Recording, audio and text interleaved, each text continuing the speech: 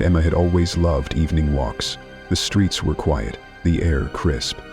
One night, a black cat appeared in her path as she strolled along her usual route. It wasn't unusual to see a stray, but this one was different.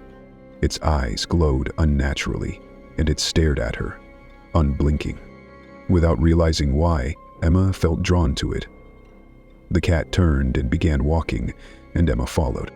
She didn't recognize the streets it led her through. The houses became fewer and the street lights dimmer, until she found herself at a dead end.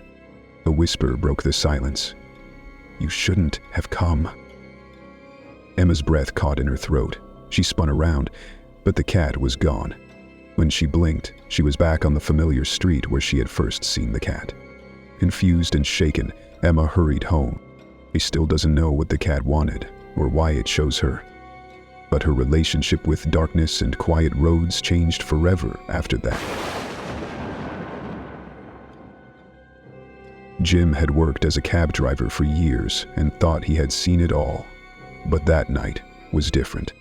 It was nearing 2 a.m. when he picked up a passenger on a quiet street. The man got into the back seat without a word, his face obscured by the dim light. The ride was silent until the man whispered, "Turn left." Jim hesitated, but followed the instructions. Instinctively, he looked in the rearview mirror. A glance sent a shiver down his spine. The back seat was empty. Before he could process what was happening, the voice came again. "Stop." The car sputtered and stalled. Looking around, Jim realized he was parked in the middle of an old graveyard. He looked behind, and there was no sign of the passenger. He's not sure whether he was there at all. He has vanished in thin air. He frantically restarted the engine, and the car roared to life. Jim didn't finish his shift that night. He wasn't sure why that entity chose to ride with him that night. Even now, Jim avoids driving past that graveyard.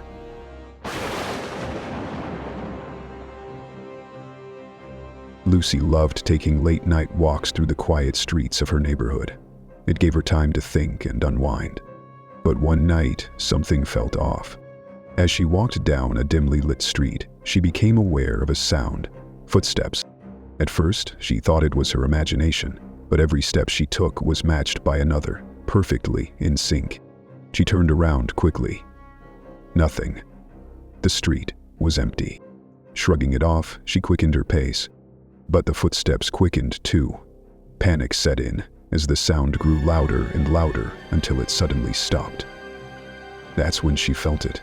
A cold breath against her ear and a whisper, "Never come back here again." Terrified, Lucy ran the rest of the way home. She never took that street again, even during the day. But sometimes, in the dead of night, she swears she can hear faint footsteps outside her window.